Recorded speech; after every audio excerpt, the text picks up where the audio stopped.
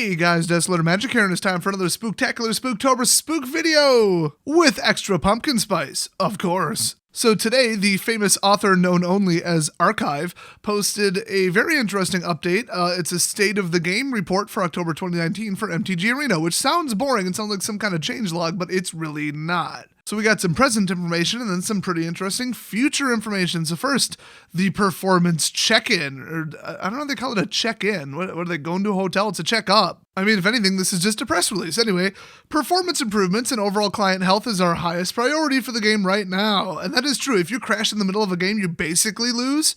And when you're maybe winning 55% of your games while also trying to progress, yeah, that would be bad. I also don't enjoy my opponent just disappearing in the middle of a match. Oh, you guys know that I've had the client basically misclick, like it misplaces my click on the screen despite having a 1080 Ti because it can't render this awful Unity engine. So yes, high performance actually is more important than it sounds, other than, oh, the game looks pretty. It's more, yes, the game works at a basic level. So they say there is something that's been on our radar since the release of Core Set 2020 back in July. However, the improvements and changes we've made have not been enough for many of our players. Absolutely true.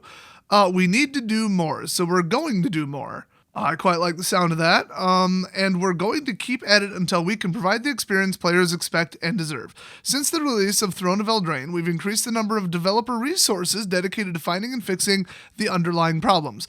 I hope that means they just simply hired a Unity specialist, because anybody can just be like, I know game programming logic, I know card logic, I know math, I know graphics, and then you come in and try to use some god-awful code written by somebody else, aka the Unity engine, and then you're like, I told it to do this, why isn't it doing this? Or I told it to draw this, why isn't it drawing it properly? And the answer is always a very frustrating, I don't know, I didn't write the code. It's supposed to be working. Trust me, it is like a night and day difference between troubleshooting your own code, where you know what it's supposed to do and you know how you wrote it, and troubleshooting someone else's thing that's not doing audio or video things correctly. But if they hired a long-time Unity person, they could be like, oh yeah, that's that glitch with the Unity engine, or oh yeah, that looks like it should work, but actually you got to do it this way for efficiency reasons, otherwise it does an exponential this and that, memory usage, whatever. So maybe they hired somebody new, maybe they didn't. I mean, they got the money at this point, or they just assigned one person to go bitch about everything and ask questions on some Unity forum, which I kid you not is usually how professional developers spend their time in a day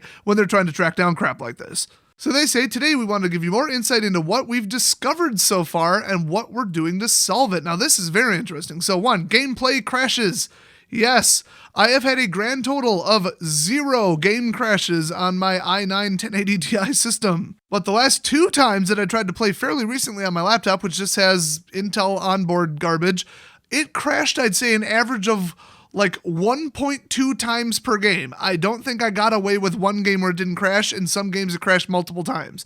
And both times I was barely able to get back into the game to not like forfeit. I was very unhappy with that. So anyway, they do say that last week we released a patch to address crashes that players may have experienced when playing on a device with an integrated GPU. So they mean a non-dedicated GPU. And yeah, the performance difference in the crash level between my two systems were night and day. So I'm glad they fixed it. I haven't tested it since.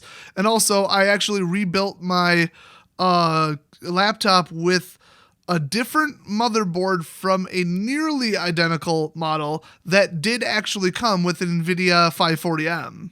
So I'm actually not going to test it on integrated graphics anymore, but I had heard that the game runs perfectly on like an i5 6th gen desktop chip. Like it runs fairly smooth and playable with the exception of crashing constantly. And once again, those crashes were pure Unity crap. In fact, it would pop up a Unity-related error. It wasn't like the game crashing, it was the Unity engine crashing because it didn't like something the game did.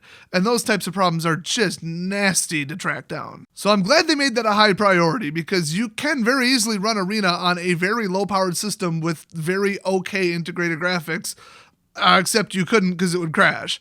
And you want to talk about losing customers. If the product doesn't work and you can't play the game, you're not going to play the game, you're not going to give them any money. And if that's what people were running, they were losing all kinds of like, you know, games and days and achievements and time and everything to get their, what is it called? The battle pass? I don't know what the hell they called it, but to progress your battle pass that you paid for, which honestly you probably bought when the game did work. So yes, I'm glad they finally released this. Also, they say reconnection issues. Since the September game update, we've seen increasing reports of players experience a black screen while attempting to reconnect to a match. So players can hear gameplay sounds, but only see a black screen until their timers run out or they fully restart their client.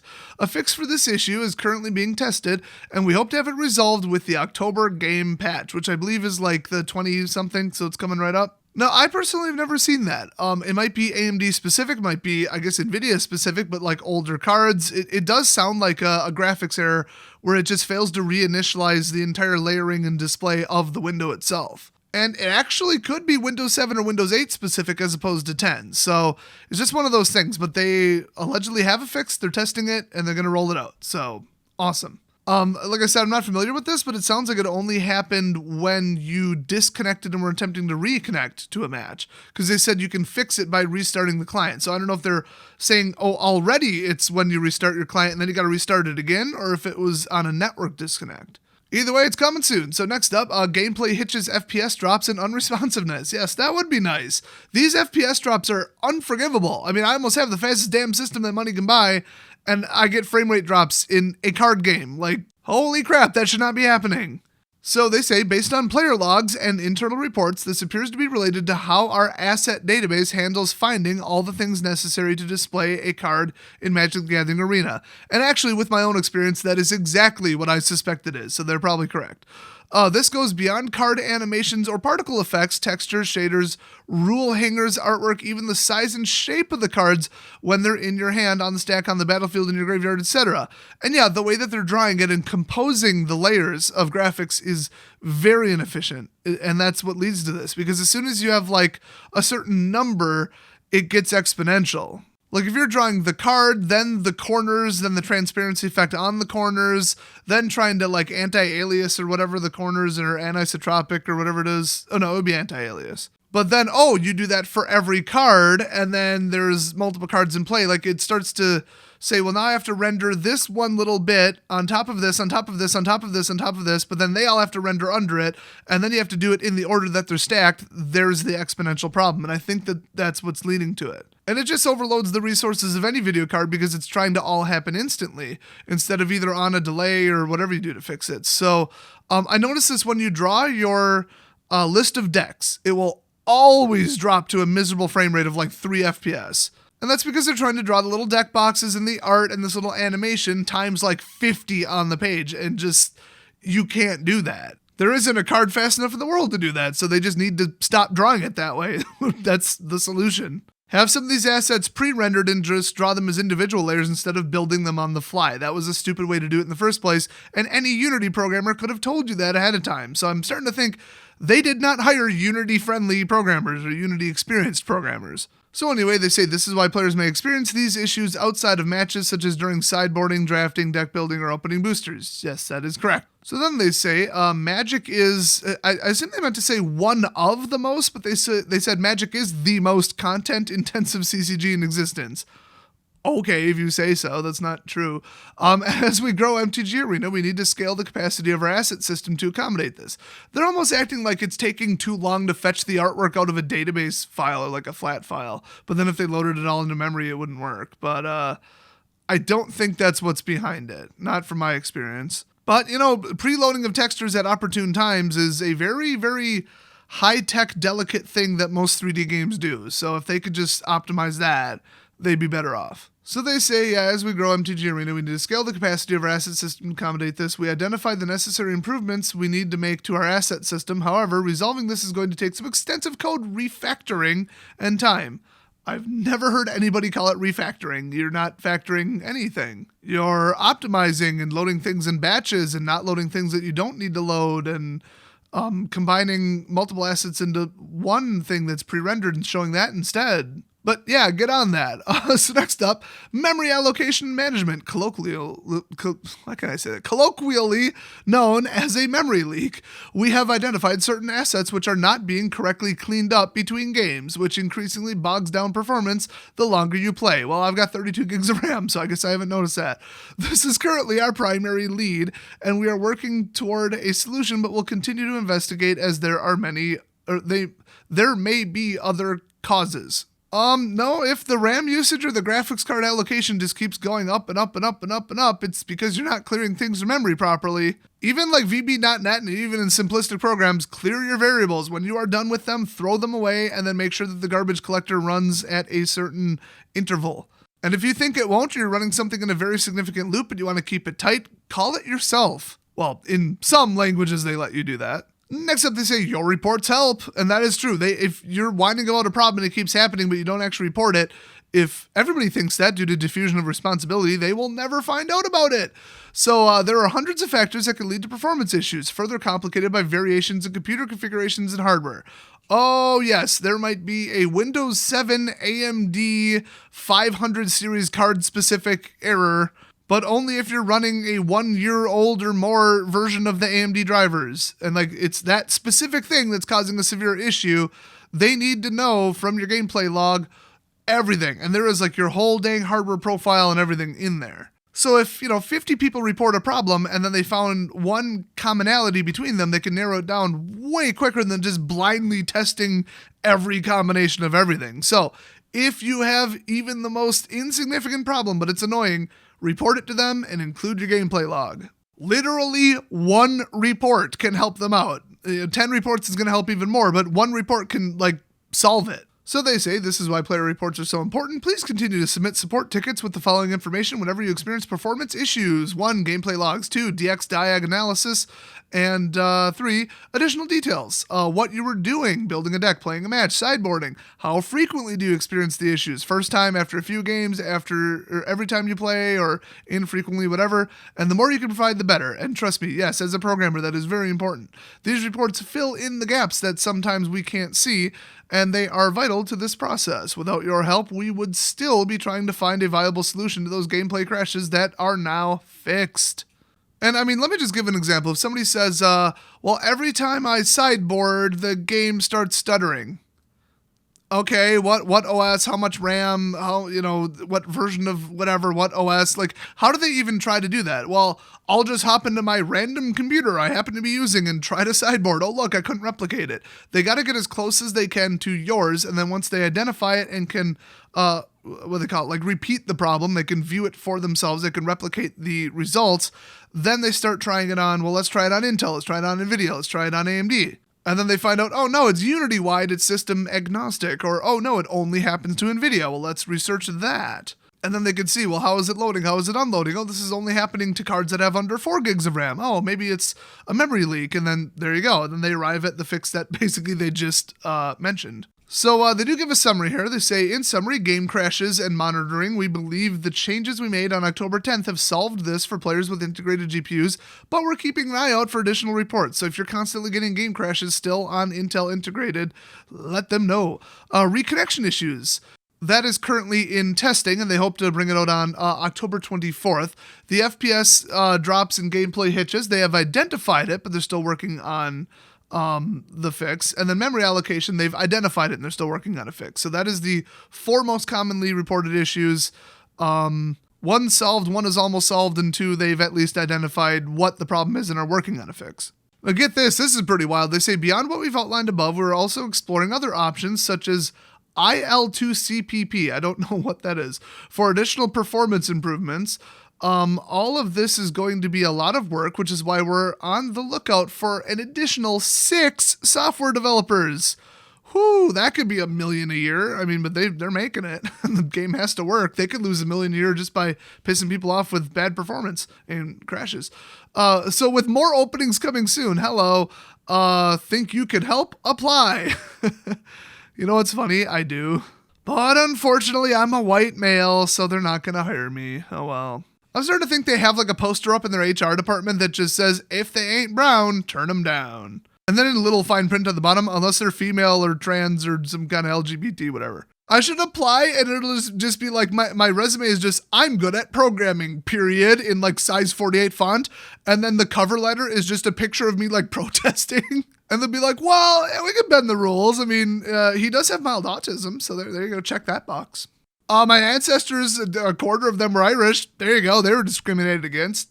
I mean, I'm pretty sure they showed up on the boat after that whole thing happened, but I'm a marginalized minority. Although I'm German, Irish, and Dutch and live in Wisconsin. That ain't no minority. So next up, they say there's going to be the friends list update. I believe they had already said this. In fact, they say, though we had previously announced that this feature would be coming with the October game update, we have decided to delay this feature for the time being. Now, I do suspect that it's because they are fixing problems with the game, and you fix problems before you add features. So good on them for that. So as noted above, our priority right now is focusing on performance improvements and client health. Hey, I was right. And we didn't want to risk adding a new feature until we've made more progress in that area. Fantastic. We also know that this is one of our most highly anticipated features, and we want to make sure we do it right.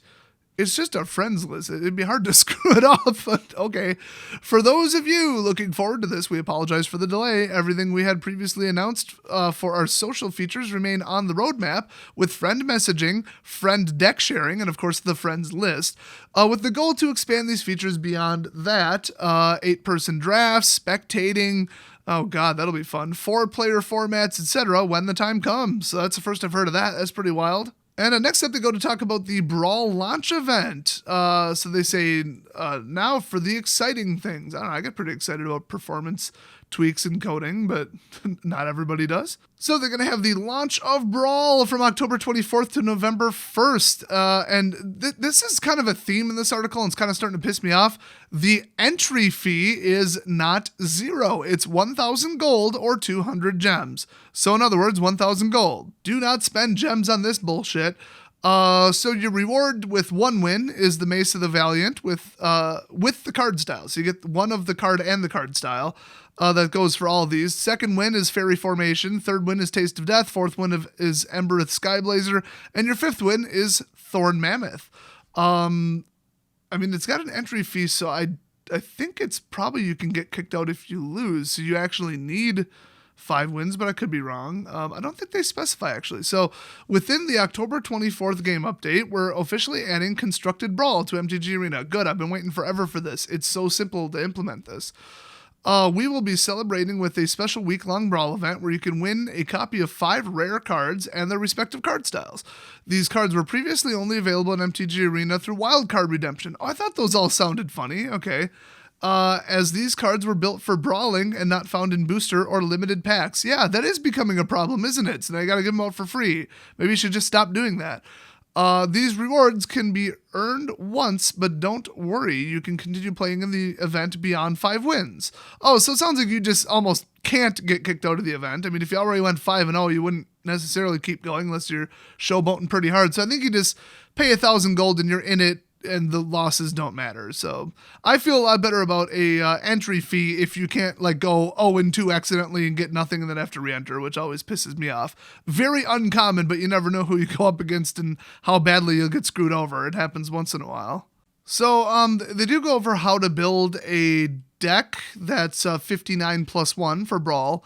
Basically, they will force you to choose your commander first. I'm sure that's not what they're calling it, but whatever. And then it'll auto-filter the cards based on color identities, so you won't accidentally build an invalid one, which, yeah, I'll just assume it works that way.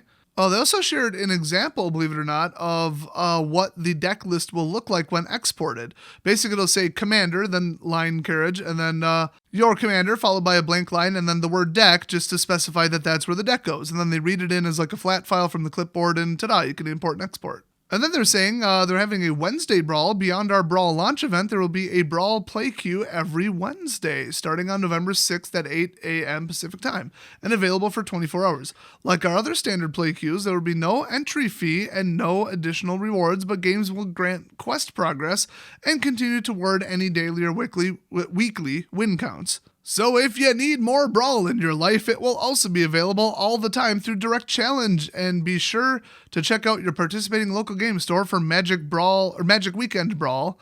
And don't forget, if you participate, you'll be sent a code via email for more MTG Arena rewards. And by the way, they're pretty darn good. Oh, and by the way, they really proofread this, because I'm not kidding. This article, they left NBSP, which is non-breaking space character, but they did it wrong or rendered it as literal text or something, so it's actually on the page. Oops. So all you web designer folks get a laugh out of that one. And also they put it in brackets instead of with an @ sign, so I don't know how that happened. And it's like a bracketed tag around ellipses. I really don't know how that happened. I am really wondering at this point. So anyway, they say, for those of you who have been wondering when the Throne of Eldraine showcase cards will be in Magic the Gathering Arena, the answer is soon. So starting in November, we'll be hosting the Festival of the Fae event series, where you can earn some of the whimsical card styles for your collection. So if you've already forgotten what showcase means because they've changed terminology so damn often, it's the fancy special frame cards. Personally, I would have just gone with that as the name. It's very descriptive. So for this Festival of the Fae event series, they say each event will have a 2,500 gold or 500 gem entry fee. Well, that pisses me off. And will feature the following formats. And it does say they actually included a screenshot. It says keep playing until the event ends. No amount of losses will kick you out. So 2,500 and you're in. That's it. There's no, oops, I totally bombed out. Hope I got another 2,500. So it's a lot more annoying than free, but I guess I could live with that. And they say that it will feature the following formats. Artisan, which is just Pauper Plus. They say build a standard deck using commons and uncommons only. That should be interesting. Honestly, Pauper is kind of stupid. I've always wished it was extended to the uncommon slot because when you limit it to just common, it's just such weak cards. But once in a while, you'll find some hyper powerful cards, usually within the same tribal or mechanic as each other, and then that becomes the deck to play, which is stupid. But as soon as you put it to uncommons, you unlock a lot of options and a bigger deck variety, without getting nuts because the best cards are in the rare and mythic slot for the most part. So this new Artisan format sounds actually really, really awesome. Also, between commons and uncommons, I think I have 300 wild cards available for use in Arena. So I could build whatever the hell I want. That's two reasons I like it. Then they have Oko's Madness. It's like Momir's Madness, which is like the random creature generator thing that everybody's super done with. But your creatures are also 3/3 elk. What? I hope they mean like also as in they still maintain their activated and triggered abilities, because otherwise it wouldn't matter what you summon, it's always the 3/3 elk. So in other words, whoever goes first wins. So I assume that's not what they're doing. So it's like no matter what you summon, it's going to be a 3/3 and its subtype is going to be locked in as elk, but it maintains its other triggers and its other abilities and its other keywords, which that actually sounds pretty interesting. It could be terrible. It could be awesome. I assume they play tested it and it wasn't a miserable failure, so they kept it. But yeah, that should be interesting. Hopefully you don't start with an Oko in play. That would piss me off.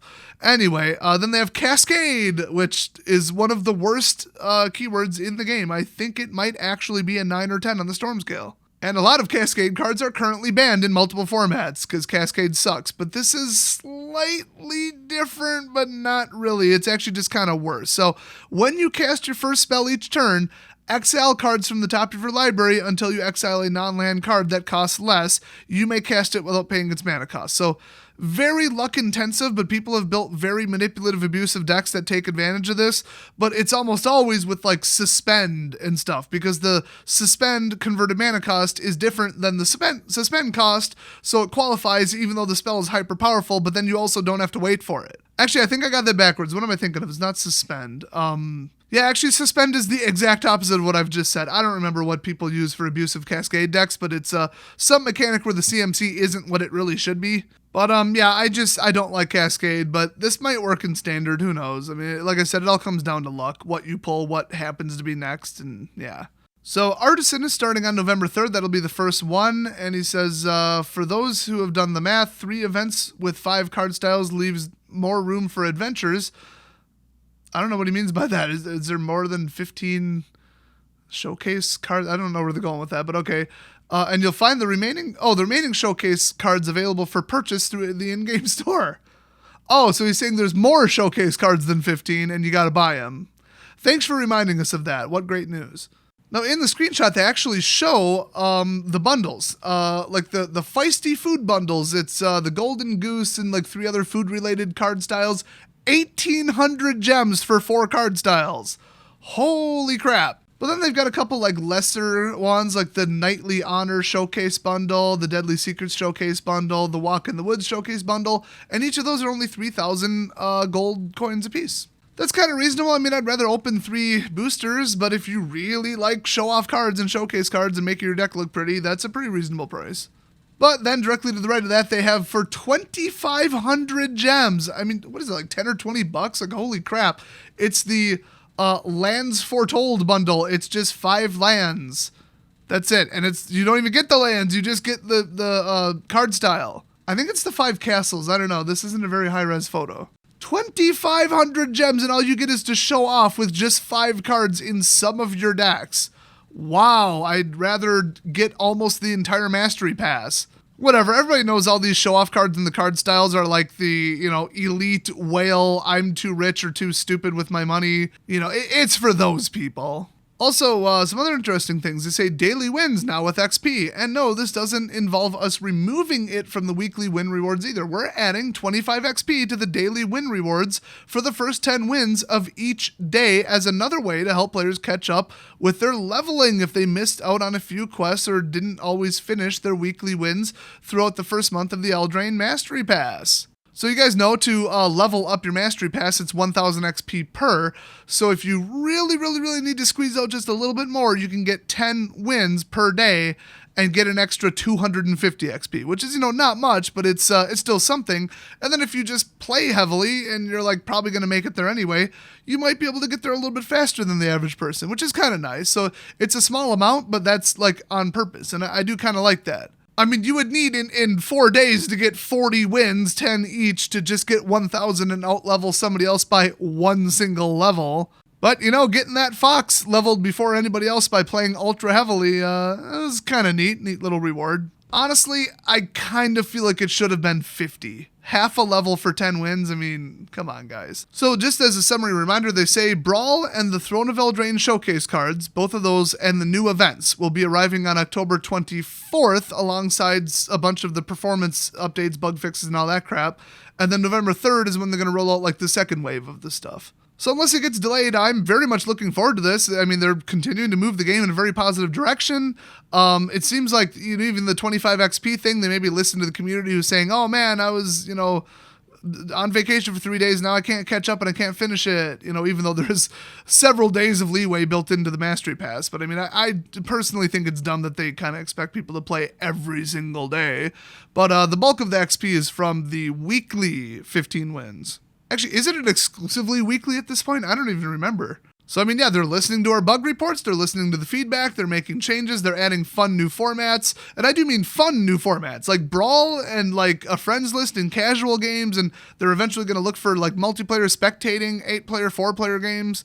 These are all very fun. They're a break that you can take from standard constructed if you're sick to your ass of the meta right now, which I think they are well aware people are. And we're a dozen bans away from that ever getting fixed, / 1 year away because of the rotation. So I think they're kind of scrambling to add like anything other than standard constructed. And drafts and sealed are too damn expensive for people to play just every damn day. So kudos to them for continuing to move this whole product in a positive direction.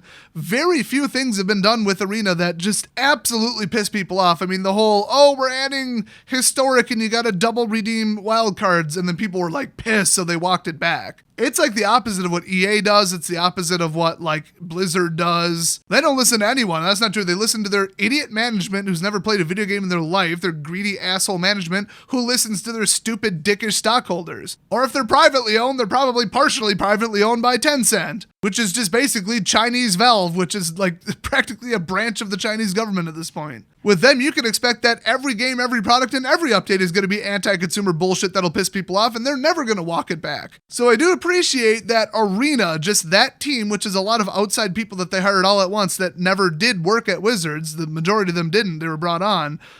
They're handling this correctly and properly. They're listening to the people and they're developing it nicely and fairly. And like I said, I've been playing for free for almost a year now. And the only way I'm getting away with it is by being very tactical and smart about the spending of gems and coins, doing really well in the events, and just generally playing more and better than the average person. So the fact that you can just kind of skill your way out of having to pay them, it's a fair, balanced, and appropriate free-to-play game, which that is really rare in 2019. So mega ultra shout out for like the third time to the development team, the PR team, the community management, everybody related to Arena, because it is a absolute about-face 180-degree direction change from how Wizards of the Coast has been managing paper, especially the standard meta. And honestly, it's really a shame that the development team of Arena has to suffer through the consequences of the idiot mismanagement of the standard meta by all the longtime 10+ year veterans at Wizards of the Coast, where there's no accountability and they all clearly are just too stupid and incompetent to do their jobs.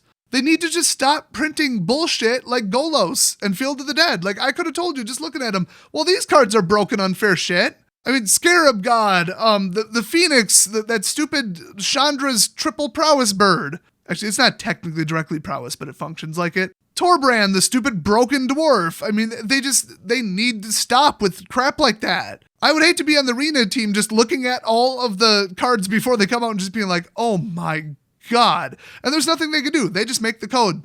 They just make the artwork. They just make the gameplay. That must really suck. But yeah, I've never seen that before where I know what I'm doing, but upper management and their dumbass decisions constantly piss people off and the end users are all pissed. There's nothing I can do about it because I can't overrule them. Yeah, that totally doesn't describe my last 3 jobs.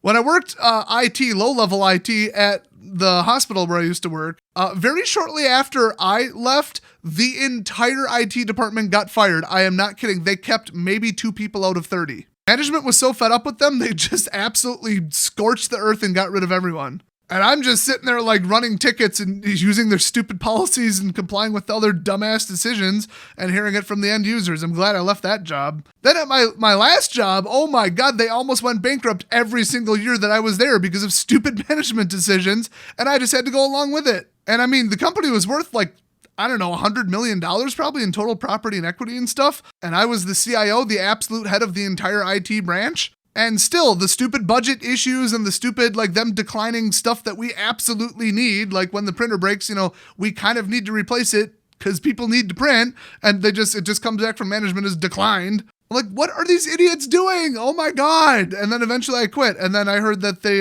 got in even more financial trouble after I jumped ship. And now my current job, because I know those people don't watch my channel, some of their policies are really dumb and really not how you run a business like this. So to everybody on the Arena development team, when you get like the list of cards for the next set and you're like, what the actual hell are we supposed to do with this? We're not going to have any customers left. This is just broken, unfun bullshit. And it's all from the higher ups. They clearly don't know what they're doing and there's nothing you can do about it. Yep, I feel you.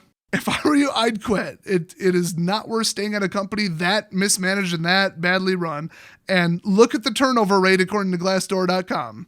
Based on the like hundreds within S of reviews from ex-employees, they must turn over half the staff every quarter. I mean, it's hard to estimate, but boy, a lot of people have left jobs at Wizards of the Coast. Well, on that peachy sunshine and rainbows commentary, I would like to extend my deepest gratitude for watching the video. Don't forget to hit subscribe if you like this awesome channel and leave a like on the video, and I will see you guys next video.